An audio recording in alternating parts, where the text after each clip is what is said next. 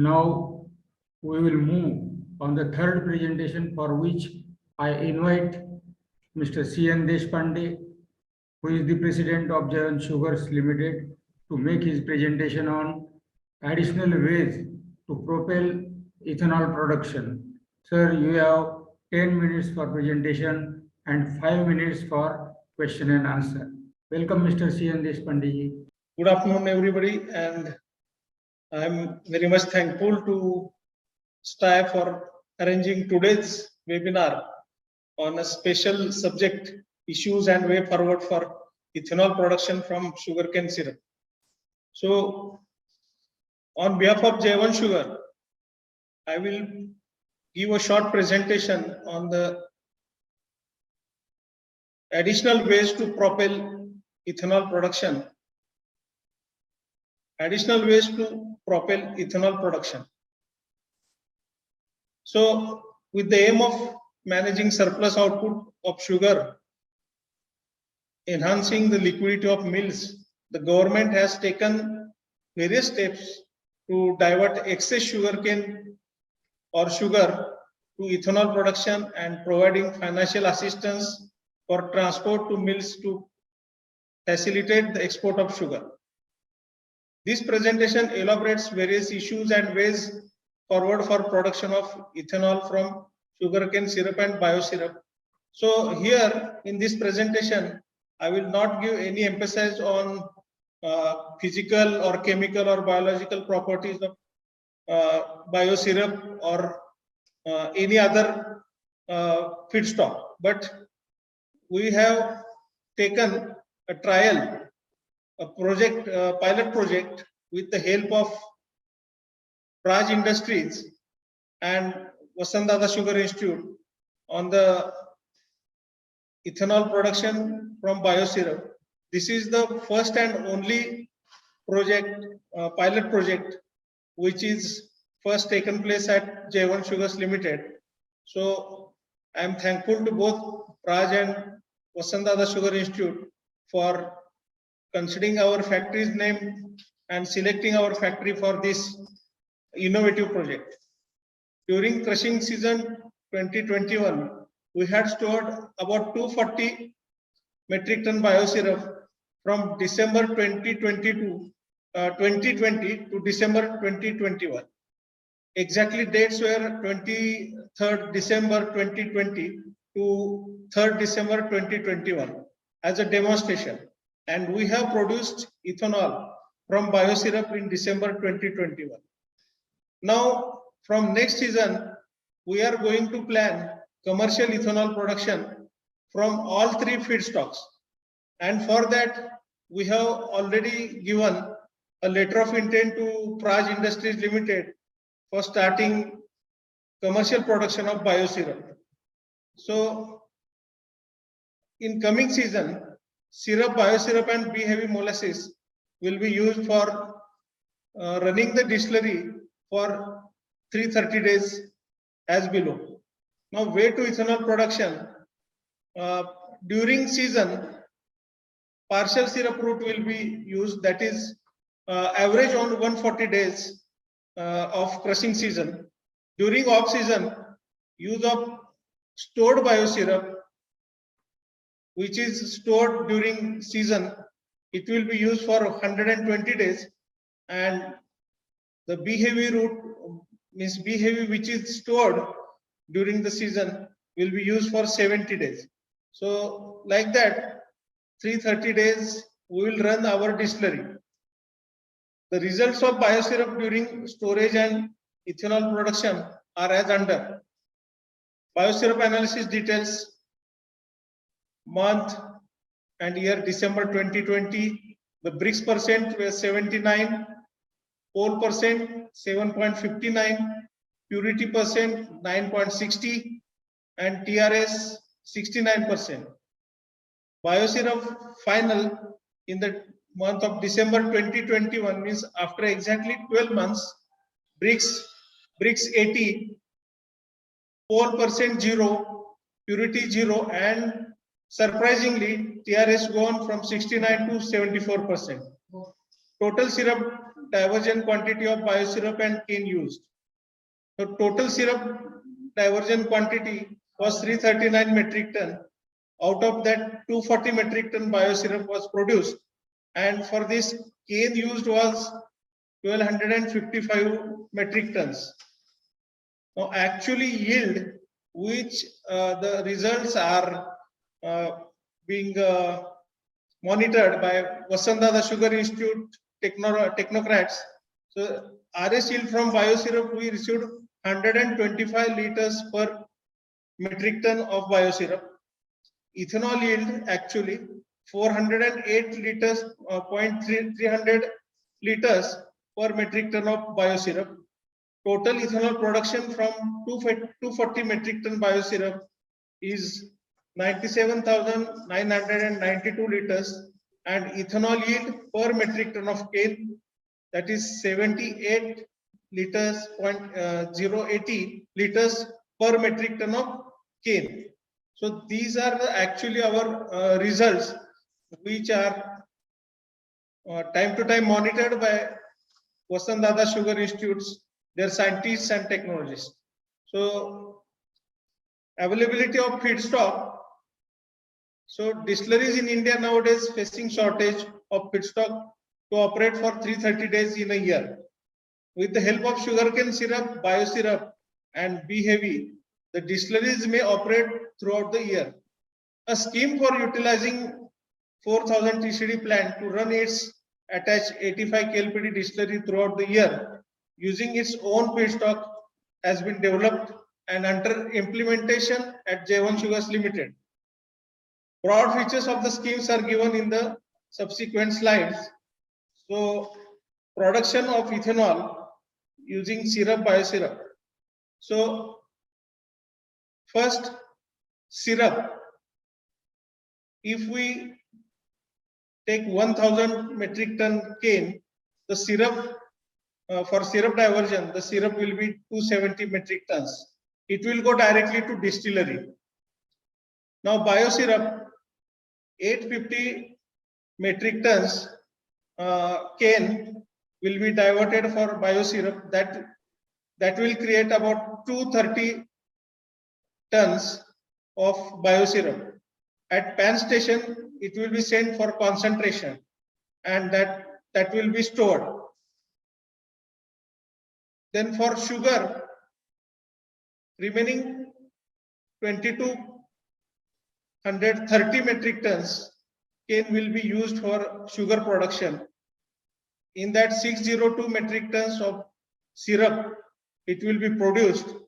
Total crushing 4,080 metric tons, and total quantity of syrup will be 102 metric tons. So total syrup at pan station will be 832 metric ton per day, or cane required for biosyrup and sugar production will be 3,080 metric ton per day. Production of ethanol from syrup, biosyrup and molasses. We will go route wise. So from syrup, number of days, 141 days. Feedstock quantity, that is 40,500 metric ton syrup will be used. Recovery will be 300 liters per metric ton. Ethanol production will be 1,21,50,000 bulk liters. Second route, biosyrup, it will be run for 120 days, and feedstock will be 25,800 metric ton. Recovery will be 400 liters per metric ton, and the total ethanol production from biosyrup will be 1,320,000. Now next route is B-heavy. It will be run for 71 days, and total 18,810 metric ton B-heavy will be used. Recovery will be 320 liters per metric ton of B-heavy molasses, and total ethanol production will be 60,19,200. So after running the distillery for 332 days, out of 365 days, we will get 85,110 metric tons of various feedstocks, and total ethanol production will be 2,84,89,200. So this requires plant capacity of 86 KLPD. So in this way, we have planned for our coming season. For diversion, technical issues faced in the sugar plant for diversion of syrup to distillery. Utilization of vapor during syrup diversion. When we diverted partial syrup to distillery, at that time less vapor consumption at pan section was observed. There is some limitations for implementation of effective vapor bleeding next body due to less heating surface. The process diagram on next page describes in detail the above issue. It is the cane crushed, then raw juice heating, then evaporator station, quintuple effect. The juice will go to syrup sulfiter. Before that, partial syrup will be sent to distillery plant, and from syrup sulfiter pan station for sugar production. So excess vapor going to atmosphere, and we have to avoid this. Utilization of vapor during syrup as well as biosyrup diversion. Vapors generated from evaporator can be utilized during biosyrup concentration in some extent with modified vapor bleeding. In this route, no issue of excess vapors. The process diagram in next slide details the above way forward. Cane crushed, that is juice heating. Next is evaporator station, quintuple effect. From that, partial unsulfited syrup to distillery. Then next, juice will go to syrup sulfiter. Their brix is 55 to 60, coal is 47%, purity is 85 to 86%, and temperature is 65 degrees. And total TRS is 54 to 55%. Then partial syrup will go to biosyrup, and reactor for enzyme mixing duration is 24 hours. And some sugar, some juice will be go to sugar for production. Now partial syrup to biosyrup, in this brix is 55 to 60%, coal is 9 to 10%, purity 5 to 6%, and temperature is 65. TRS is 65 to 69%. Biosyrup reactor, after that biosyrup concentration will be made at pan section, and it will be for 4 to 5 hours. There the concentration will be brix 78 to 80%, coal 4 to 5%, purity 5 to 6%, and it will be pull up to 45 degrees centigrade. Here TRS is 65 to 69%. Then that will be sent to vertical crystallizer for cooling. It will be for 4 to 5 hours, and the temperature will come down to 38 to 40 degrees centigrade. Then it will be sent to biosyrup storage tank. Now here the biosyrup will be stored for 12 months. So here brix is 79 to 81, coal 0%, purity 0%, and temperature will be 35 to 38%. TRS will be after 12 months 74%. So many people, they have queries or they have some doubts that how TRS has increased after 1 year, which was previously 69. But actually, it's a fact, and it is observed by VSI technocrats and scientists also from time to time. And we have observed that every month there is somewhat increase. So technical issue faced regarding alcoholic fermentation, more retention time and nutrients dosing is required for fermentation when biosyrup and syrup used as feedstock. So increase the fermentation capacity of distillery when biosyrup as a feedstock will be used. That is the only suggestion we can do. So commercial issues regarding production of ethanol from syrup. So from last 5-6 years, we are going for this ethanol production, and some issues we have observed, which are observed by all factories. But I want to just point out once again and remind all the sugar factory people that price of ethanol from syrup. Government of India has declared rate of 63.45 per liter for syrup to ethanol route. So our suggestion is that syrup to ethanol rate should be more than 70 rupees. Due to higher conversion cost, just I will take only few minutes. Payment schedule, the period of ethanol payment is 21 days. We suggest it for payment within 10 days. Then regarding distillery interest subvention scheme, government has decided to bear 6% interest for installation of new ethanol plant or expansion. Actual implementation should be done on fast track by the government. Issues regarding GST. GST rate of ethanol is 5%. We suggest that GST on various options of feedstock should be same as GST on ethanol, because we pay 28% GST on various feedstocks, but we get only 5% for ethanol. So all should be same. Bidding quantity of ethanol in BPCL online tender e-procurement. This is the very practical problem. As per tender terms and conditions, the vendor should quote the ethanol quantity in every quarter, 1/4 of its annual capacity of the distillery plant. What we suggest is liberty should be given to distilleries for quoting the bidding quantity every quarter as per their daily production capacity and not as per the 1/4 of annual capacity. Daily production capacity of distilleries will increase due to change in their feedstock. If any distillery fails to supply as per bidding quantity, the price reduction clause PRC shall be applicable for the short supply as per tender terms and conditions.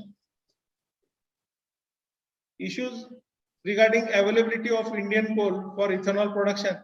So this problem, it arises in case of rainy season, and many of plants are running on the bagasse also. So that is not the most important issue. But now,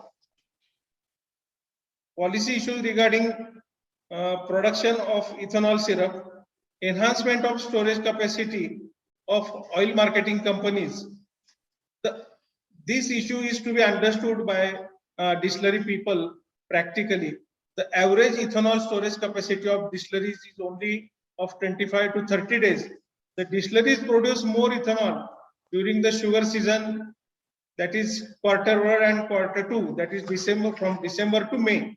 During this period, the offtake or lifting of ethanol from oil marketing companies is less. The oil marketing companies should enhance their storage capacity so as to store more ethanol products during Q1 and Q2 by distilleries, and this ethanol should be used in Q3 and Q4, June to November. This will help to enhance the ethanol blending percentage, and the distilleries will have not to. OMCs have given one-side freight charges for ethanol transportation. The OMC should increase their rates or should give both side freight charges to vendors or should allot nearest locations to the vendors. So these are the practical problems which are observed by us. And last one, I want to just point out that if biocomposting is allowed for syrup and biosyrup using feedstock, so that will be also very convenient for all distilleries. So this was my presentation, giving some informative points to all of you. Thank you very much. Thank you, Mr. C.N. Deshpande. You have presented your paper technically, and also you have raised some commercial issues and policy issues also. So thank for that. And your paper and Mahesh Kulkarni's paper are technically almost same. So many delegates are asking their questions on chat box, and Mahesh Kulkarni is replying their queries